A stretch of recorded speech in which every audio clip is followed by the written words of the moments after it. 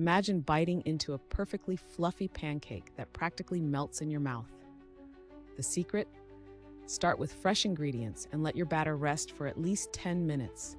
This crucial step allows the gluten to relax, creating that airy texture.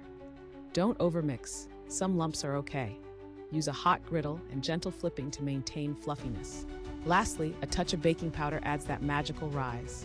Follow these tips and you'll serve up delicious pancakes that impress everyone at breakfast.